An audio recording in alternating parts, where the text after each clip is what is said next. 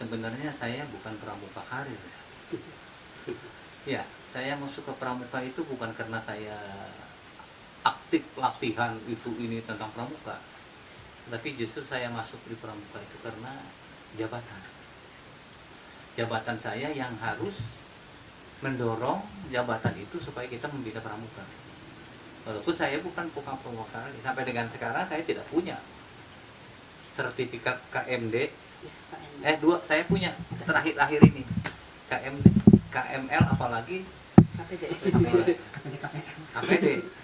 Jadi saya tidak punya. Cuman karena saya punya jabatan di Dinas Pendidikan, sama-sama dengan Pak Ade juga punya jabatan pendidikan, sehingga Pak Ade juga masuk itu sama dengan saya. Pak Ade itu bukan pramuka karir, tapi pramuka dalam pengertian karena saya jabatan yang harus membina pramuka itu, sehingga saya masuk ke pramuka. Itu pun ditarik karena lebih dahulu masuk Pak Ade masuk ya. Waktu itu Pak Ade punya jabatan Bin Budora ya, harus membina pramuka. Setelah itu jabatannya Kak Ade itu digantikan oleh saya. Kak Ade pindah ke jabatan lain, ke Dikdas waktu itu. Saya di Bin Budora, sehingga dengan jabatan itu mau tidak mau ya, saya mungkin ya udah Casrodi masuk ke sana. Nah, gitu. Jadi jabatan saya itu masuk ke pramuka itu bukan karena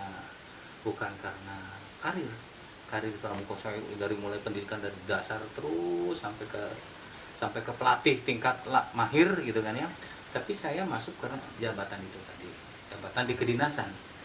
Tapi dengan lamanya kita bergaul dan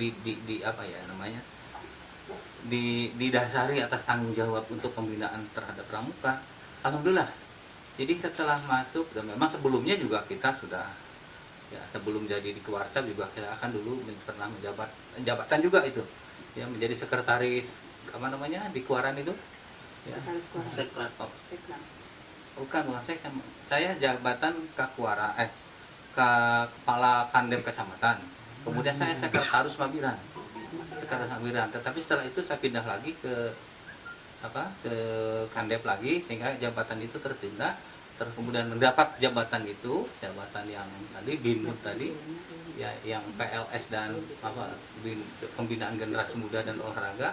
Jadi saya dengan mungkin supaya pramuka juga punya arah pembina yang kaitannya dengan dinas yang memang harus membina, sehingga saya masuk ke dalam kepengurusan pramuka, pengurusan Kewarcap Kota Bogor. Oke, baik Pak. Ya. Berarti tahun 2000 waktu itu ya?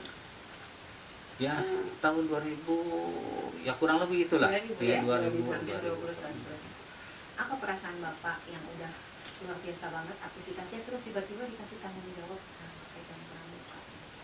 Apa ya, yang dipikirkan Bapak? Manusiawi ya, secara manusiawi ya, memang pertama-tama sih ya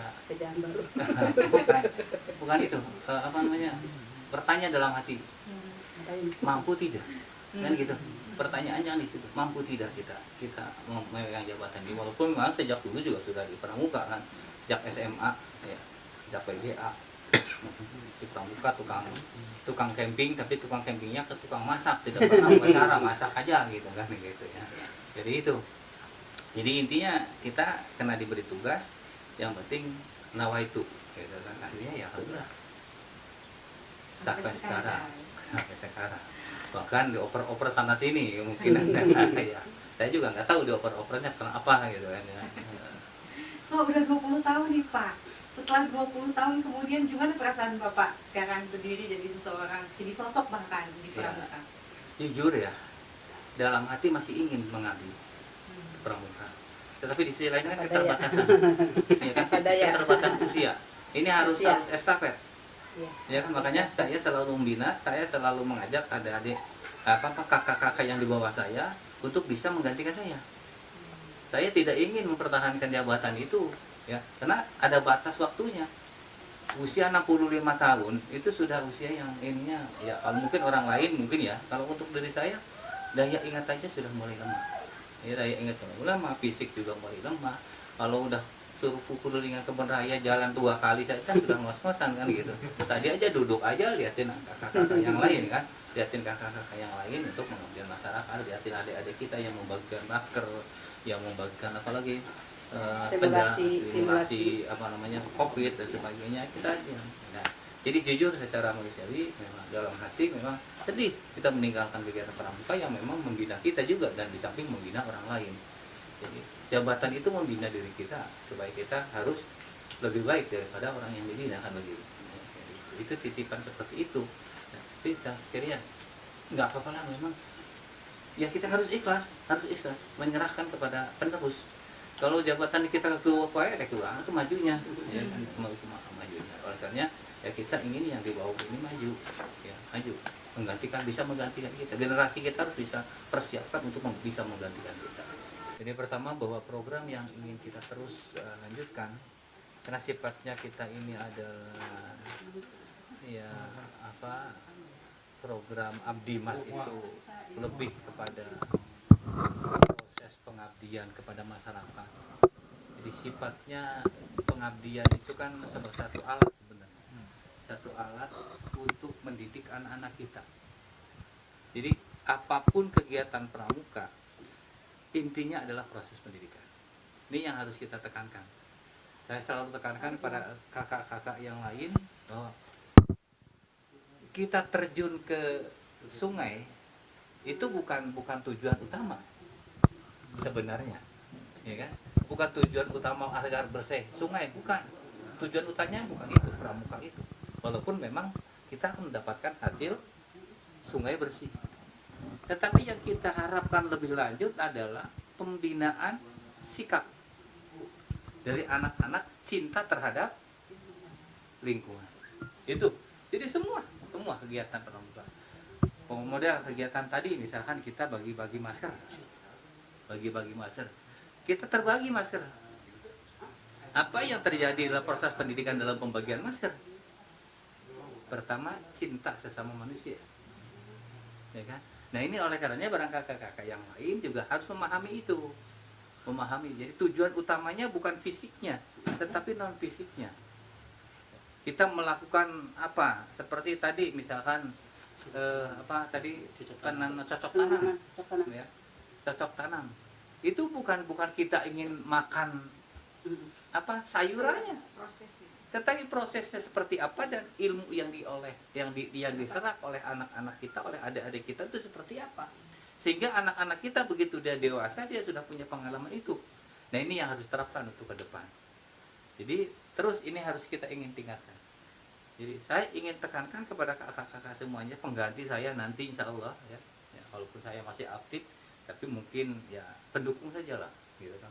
Bukan saya tidak mau jadi pengurus, tetapi kita juga mengukur diri. Kita ingin bahwa kakak-kakak yang lain yang di bawah kita itu juga bisa maju menggantikan kita. Karena pergantian generasi itu adalah satu keniscayaan. Nah, itu. Jadi itu Kak, apapun kegiatan yang kaitannya dengan pramuka peduli, baik itu memberikan bantuan, itu bukan tujuannya bukan hanya kita menyampaikan bantuan kepada si A, tetapi bagaimana sikap anak-anak kita terhadap apa yang kita lakukan itu. Artinya sikap kasih sayang terhadap dirinya itu terbentuk dengan adanya kita memberikan bantuan kepada orang lain. Kita jauh-jauh misalkan dari Bogor ke Lewiliang, dari Bogor ke Jasinga, Bogor ke Banten sampai dengan ke Lombok. Itu intinya sebenarnya itu proses pendidikan.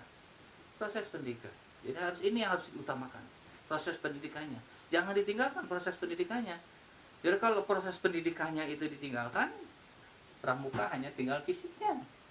Ya, tinggal fisiknya. Contoh misalkan, kita tidak akan bisa melihat anak-anak yang benar-benar pramuka tawuran. Ya, tawuran. Kenapa? Karena memang kita dididik anak-anak itu jangan sampai tawuran. Kalau ada anak-anak yang pakai pramuka kemudian tawuran, coba lihat pramukanya seperti apa pakaiannya. Nggak bakalan ada anak-anak yang pakaian lengkap, rapi, pakai kacu dan sebagainya tawuran. Tidak akan diketemukan. Itu proses pendidikan, ya, kesadaran daripada anak-anak. Itu jangan kita. Jadi Kak Dasradi ini mungkin minta di bold, underline, garis miring, tebal dan lain sebagainya macamnya. Jadi sebetulnya goal dari setiap kegiatan itu adalah perubahan sikap melalui proses pendidikan. Pendidikan karakternya, iya, gitu pendidikan ya. Karakter. Itu kalau untuk ke adik-adik kita Iya. yang masih ini. Iya. Tapi kalau untuk pengurus nih Kak, Iya. nah pengurus Hmm. Warjam sebetulnya dari program ini apalagi yang dilatih selain mungkin pembiasaan, karakter dan lain-lain. Untuk pengurus juga sama, untuk kakak-kakak yang lain juga sama. Ya, intinya bahwa kita itu melatih adik-adik kita juga di samping melatih diri kita sendiri. Ya. Jadi jangan sampai kita melatih orang lain sementara diri kita juga tidak sesuai apa yang disampaikan kepada orang lain. Gitu. Ya. Jadi sama prinsip seperti adik kita melatih adik-adik. Kalau kita istilahnya menunjuk ke sana satu, yang ke kita berapa? Tiga. Ya. Jadi kepada pelatih itu harus lebih apa ya namanya, lebih kuat sikapnya dibanding dengan. Jadi jangan sampai ada pelatih mendengar misalkan bisa gelut dengan antara pelatih gitu kan, pasea dengan sesama pelatih, itu tidak baik. Jadi tetap kembali kepada ini. Jadi apa namanya, kemampuan kakak-kakak kita dalam menyampaikan materi pelatihan atau materi pendidikan terhadap adik-adik kita, materi apa namanya ini, untuk pembantuan sosial, termasuk juga barangkali apa pengecatan itu hanya sarana, ngecat itu hanya sarana. Bagaimana dia bisa mencintai masjid setelah mengecat, maksudnya masjid harus ditinggal, itu intinya. Jadi harus diisi, dia harus mengisi masjid. Nah, termasuk juga para pelatihnya. Jadi jangan hanya hayu anak ngecat masjid, berarti mari anak itu sholat kalau yang muslim. Itu Kak barangkali. Kak Cas, mau tanya nih, ini kan dari sekian banyak tadi nih program luar biasa. Kalau tidak diawali dengan niat dan keistiqomahan, rasanya mustahil program itu terlaksana semua. Nah, bisa nggak kasih tips buat kita semua, para pembaca nanti, bagaimana caranya membuat diri kita istiqomah dan mengajak orang lain istiqomah? Ya. Jadi yang pertama itu ikhlas. Ya, ikhlas dalam melakukan segala sesuatu. Jadi kita membina adik-adik kita juga ikhlas, tidak ada, ya kita selama berapa? Hampir 20 tahun tidak pernah mendapatkan sesuatu. Kecuali ya itu tadi, pengalaman ya, semua pengalaman insya Allah akan kembali pada diri kita. Ya, saya dengan KTT, bergaul dengan KTT, dengan Kak Mai, dengan Dodi dan sebagainya, Kak Dodi. Itu semua pengalaman itu. Ada baik, ada buruk kita timbang, tapi kembalinya kepada diri kita.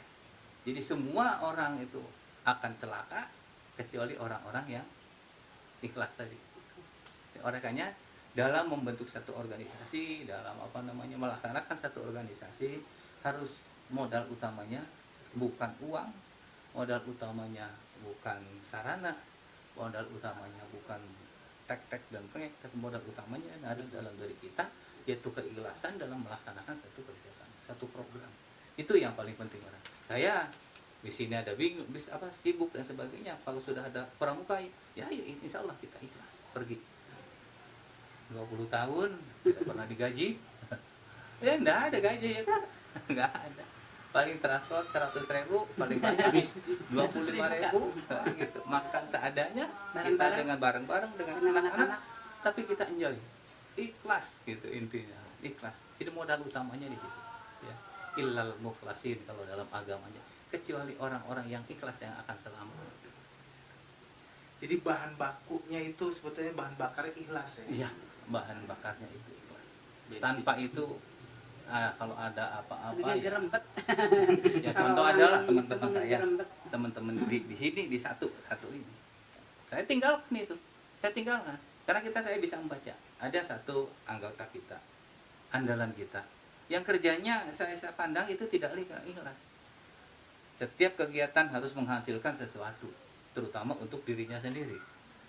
Ada untung untuk masuk ke saku kita. Saya tinggalkan. Nggak pernah diajak-ajak lagi. Udah, karena kita termasuk juga Kak Warcep sekarang sudah bisa baca. Saya udah bisa baca duluan. Nah, itu ada. Jadi itu akan nyisi sendiri, Kak. Akan nyisi sendiri kalau tidak diawali, tidak dibekal dengan keikhlasan dalam hati. Itu. Insya Allah seperti itu kalau menurut saya. Mungkin orang lain akan berbeda, tapi intinya di situ. Kak Cas, ini lebih dalam terkait dengan sosok Kak Cas Laudini, mohon izin. pernah nggak mengalami naik turunnya keikhlasan? Kalau keimanan kan bisa naik turun nih. Iya, iya. Hal demikian tuh pernah nggak mengalami seperti itu, dan obatnya bagaimana sih sebetulnya untuk menularkan Iya. sama yang lain juga? Saya pikir manusiawi ya, manusiawi di satu saat ya al imanu yazid wa yanqus, ya kesabaran itu adalah satu bentuk daripada iman. Sebenarnya sobar itu adalah bentuk, salah satu bentuk daripada iman. Oleh karenanya intinya ya seperti itu tadi, seseorang akan ikhlas manakala dia diawali dengan tawakalan. Ya, tawakal terhadap apa yang akan kita hadapi. Akan pasti, dan setiap satu kegiatan, satu permasalahan itu pasti akan mendapatkan permasalahan, artinya halangan, rintangan, sebagainya. Ya, oleh karena itu perlu tawakal, keyakinan kita bahwa ini akan berhasil kalau kita memang benar-benar melakukan. Jadi tawakal itu ya, tawakal terhadap apa yang kita lakukan, bukan hanya kita berdoa kepada Allah. Tawakal dalam arti kita melakukan sesuatu itu harus dengan ilmu. Tawakal itu begitu, pengertian MH Indonesia. Tawakal itu harus dengan ilmu, bukan kita sama Allah bari itu nyaho ilmuna. Sambil kita tidak tahu bagaimana melaksanakan itu. Kan itu tawakal, bukan tawakal itu namanya. Ya, bukan hanya berdoa kepada Gusti mudah-mudahan, bukan. Tapi yang disebut tawakal, kalau kita melakukan A, maka ilmunya itu adalah A, C, D, E, F, G untuk menunjang itu. Ya, menunjang ketawakalan itu. Bukan tawakal itu hanya berdoa kepada Allah, bukan. Wah, itu filosofi yang saya dapat dari MH Indonesia. Bu Dini ada pertanyaan, Bu Dini? Maksudnya tawakal itu dengan ilmu dan ikhtiar ya? Iya, ya seperti itu, ilmu dan ikhtiar. Jadi itu tawakal namanya, bukan Allah ya Allah berikan ini, berikan tidak ikhtiar, enggak akan dapat. Ikhtiarnya yang sudah diketahui dengan ilmu itu. Nah, betul. Kak, lebih spesifik nih Kak, bagaimana caranya supaya kita semua bisa membuat diri kita bisa lebih tadi istiqomah, ikhlas dan lain sebagainya macamnya. Tentu kan ada pembinaan ya. Iya. Nah, perlu nggak sih kira-kira disampaikan kepada kakak-kakak pelatih yang lain dan lain sebagainya macamnya, pesan khusus supaya kita bisa lebih banyak membentuk karakter adik-adik yang lebih kuat lagi? Itu amat sangat penting Kak. Jadi proses sifat pendidikan, makanya kan di pramuka itu bukan hanya latihan, bukan hanya tepuk tangan kemudian muter-muter baris ya kan. Kita juga kan ada sih biasa kan, kalau minimal ya sebulan sekali itu ada pembinaan mental. Itu harus pembinaan mental karena supaya juga kita kuat, ilmu kita ya tentang agama itu kuat. Karena memang ad-dinu nasihat. Ya, din itu, agama itu adalah nasihat untuk diri kita, gitu kan. Jadi supaya mereka itu juga punya pegangan, sehingga mereka melaksanakan kegiatan itu bukan hanya berdasarkan ilmu saja, tetapi juga dengan dasar keikhlasan tadi. Jadi kita berharap bahwa nanti ke depan ya pelatihan itu bukan hanya pelatihan teknik, misalkan tali menali, tidak hanya teknik misalkan tepuk tangan atau teknik memanjat, teknik panjang tebing, tetapi juga teknik-teknik tentang pembinaan diri, ya, teknik-teknik pembinaan diri atau teknik-teknik bagaimana kalbu kita supaya menjadi bagus, ya. Allah fil jasadi mudghatan fa idza fasadat kullu jasadi fa idza salahat fasalahat kullu jasadi. Jadi ingatlah bahwa dalam diri kita itu adalah hati. Apabila hati itu sehat, maka akan sehat seluruh badan kita. Apabila hati kita tidak sehat, maka seluruh badan kita juga tidak akan sehat. Oleh karena nanti pembinaan itu lebih pada mentalitas.